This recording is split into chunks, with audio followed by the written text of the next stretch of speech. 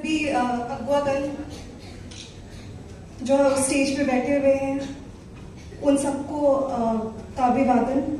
आप सभी योद्धाओं का जो भारत के विभिन्न कोनों से आके यहाँ पे इस जो हम मूवमेंट का पार्ट बने हैं उसमें आपका जो योगदान है वो कहीं ना कहीं हम एकेडमिशियंस तो इंटेलेक्चुअल लेवल पे अपना लिखना पढ़ने का काम करते हैं, बट आप लोगों ने जो इस मूवमेंट को जो जमीनी तौर पर जिस तरीके से आगे बढ़ाया है उसके लिए आप सभी का मैं अभिवादन करना चाहूंगी।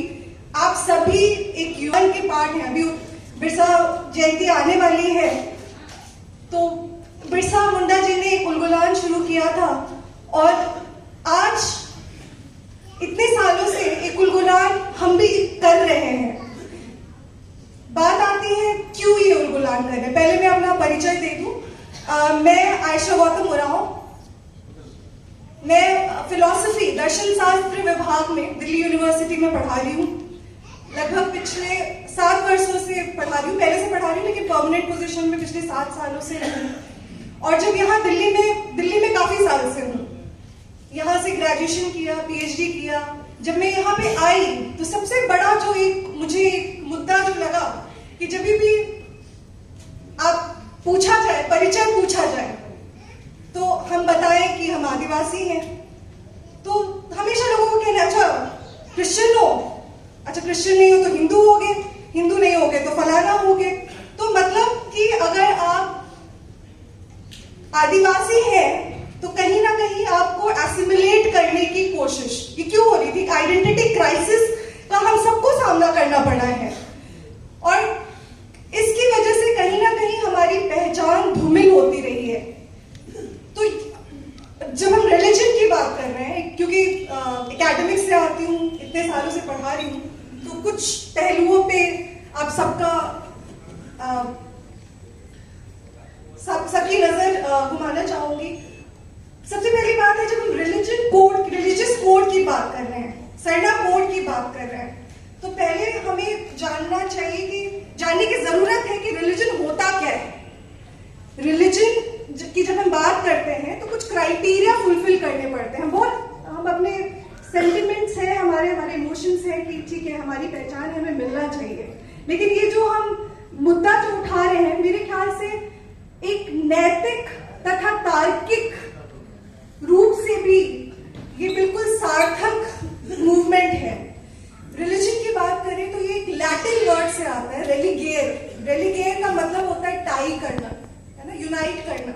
और आज इतने लोगों को यहाँ देख के और जो 49 लाख लोगों की बात की जा रही है, जो ये लड़ाई लड़ रहे हैं, ये कहने में मुझे बिल्कुल भी हिचकिचाहट नहीं है कि कहीं ना कहीं ये जो रिलीजन है, हमारा जो सरना रिलीजन है, हमें यूनाइट कर रहा है, एक नैतिक समुदाय के रूप में यूनाइट कर रहा है।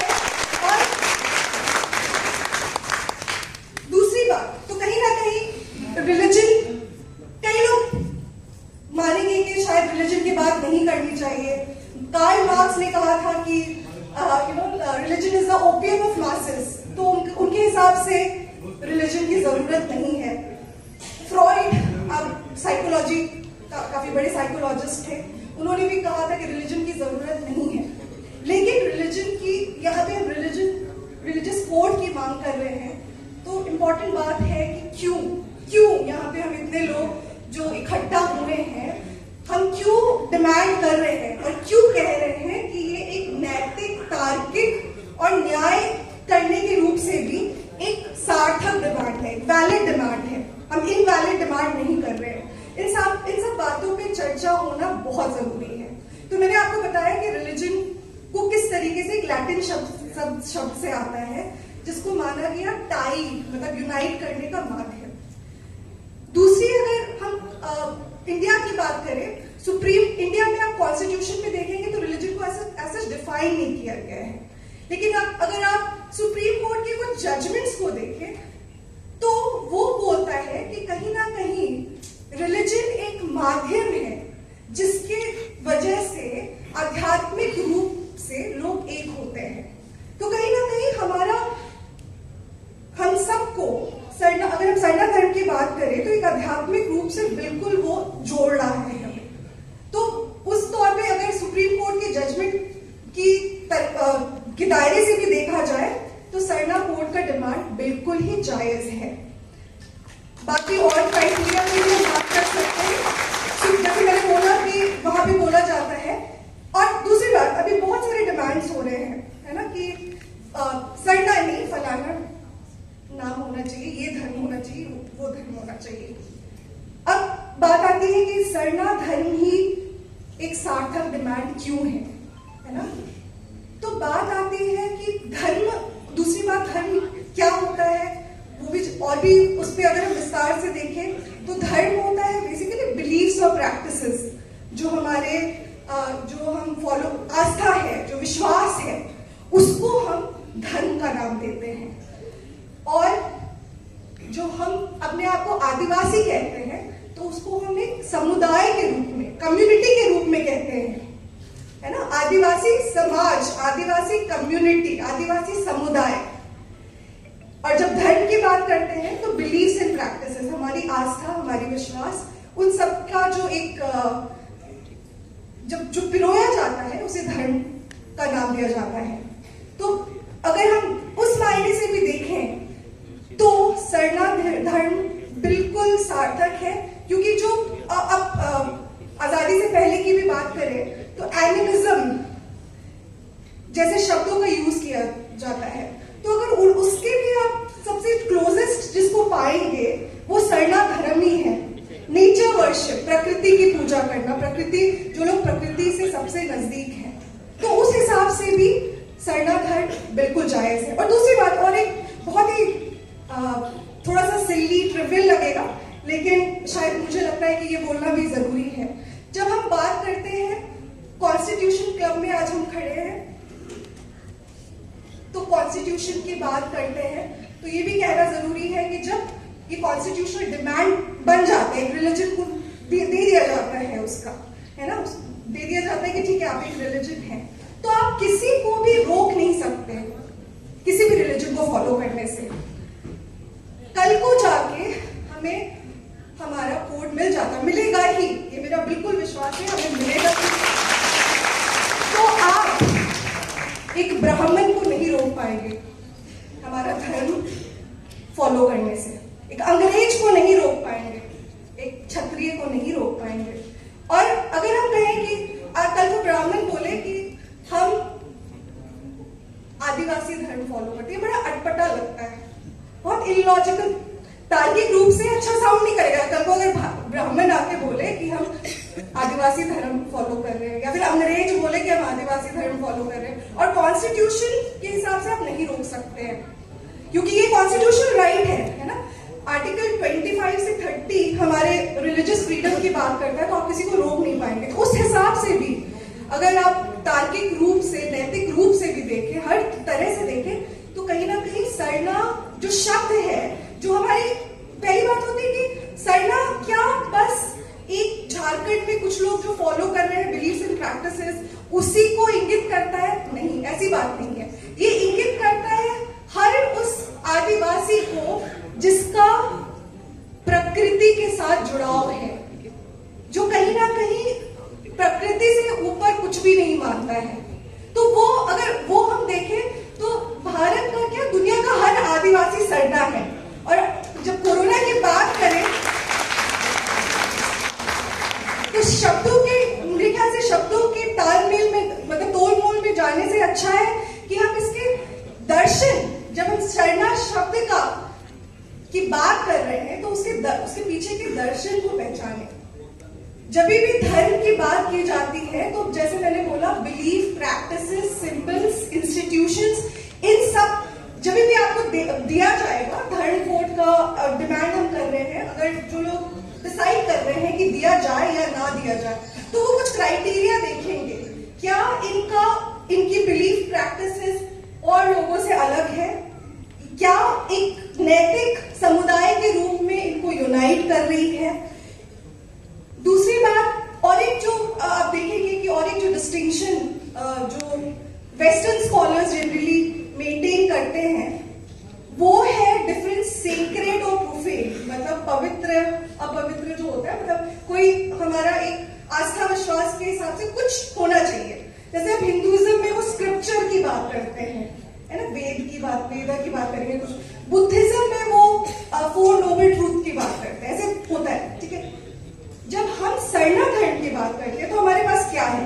ऑब्वियसली हमारे पास हमारा सरना स्थल है, उस सेक्रेट जहां पे हम डिसाइड करते हैं, तो हमारे पास भी वो अगर रिलीजन, अगर बोला जा रहा है कि Sarna as a Sarna follower हम नहीं फुलफिल कर रहे हैं, तो ये बिल्कुल ही गलत है, क्योंकि सारे क्राइटेरिया, तो हमें जो डिमांड रखना है कि हमें ये सरना कोड चाहिए, हमें इस बेसिस पे रखना है कि हम, आंकड़ा बहुत बड़ी चीज है, बट आंकड़ों से भी के साथ साथ इन सारे लॉजिकल जो तार्किक क्राइटेरिया है, नैतिक क्राइटेरिया है, उनको भी हमें बताना पड़ेगा कि हम कैसे अलग हैं, हम कैसे भिन्न हैं, कैसे एक नैतिक समाज के रूप में हमारा जो धर्म है हमें एक करना है।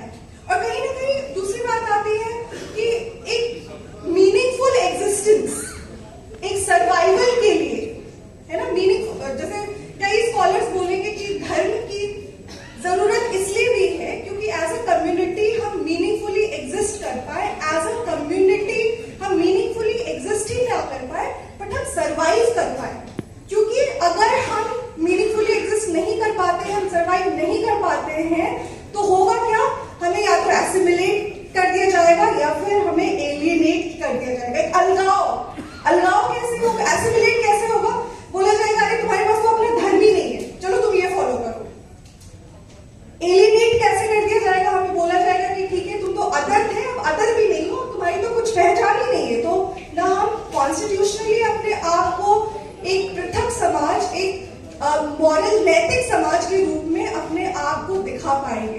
तो रिलीजन बहुत, मेरे ख्याल से ये जो सरना कोड का जो हम डिमांड कर रहे हैं, ये एक हमारी पहचान के लिए, हमारी न्यायपूर्ण पहचान के लिए, एक सार्थक पहचान के लिए बहुत जरूरी है।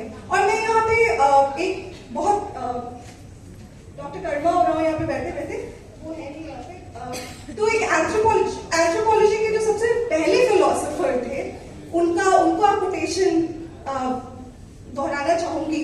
वो पहले प्रोफेसर थे और उन्होंने ये कहा था कि animism is the foundation of philosophy of religion. उनका कहना था कि ये जो नेचर वर्शिप है, हमारा जो सरना धर्म है, हमारी जो प्रकृति की जो पूजा है, वो रिलीजन धर्म के जो दर्शन शास्त्र है उसका फाउंडेशन है। तो जब हमारा धर्म रिलीजन का फाउंडेशन है, तो ये कैसे विडंबना है कि हमारे धर्म को, अच्छा मैं बस खत्म करने वाली हूँ, ऐसी विडंबना है कि हमारा रिलीजन जो फाउंडेशन है सारे रिलीजन्स का, उसको हम रिलीजन की संज्ञा ही नहीं दे रहे हैं। जस्टिस कार्डजू और जो बाकी जजेस थे, उन्होंने 2001 में एक जजमेंट दिया था, जब कहा था, और करीब 4-5 साल पहले मैंने मेरी मुलाकात हुई थी जस्टिस कार्डजू से फिलोसफी डिपार्टमेंट में, तो उन्होंने ये बात दोहराया था कि आदिवासियों के साथ हिस्टोरिकल इनजस्टिस हुआ है। वो देश के ओरिजिनल इनहैबिटेंट हैं। मेरे ख्याल से हिस्टोरिकल इनजस्टिस बहुत तरीके से हुआ है।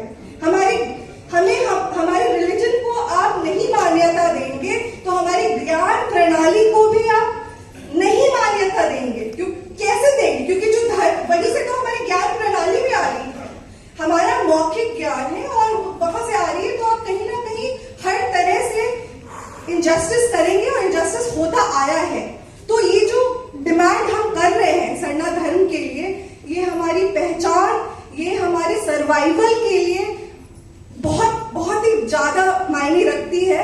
और बात हो रही थी जयपाल सिंह मुंडा जी की, संविधान सभा में उन्होंने आदिवासी के लिए, आदिवासी शब्द के लिए पुरजोर तरीके से लड़ाई शुरू की थी। आज मुझे बहुत खुशी हो रही है कि संविधान क्लब में हम एक उलगुलान कर रहे हैं सरना धर्म के लिए, और उलगुलान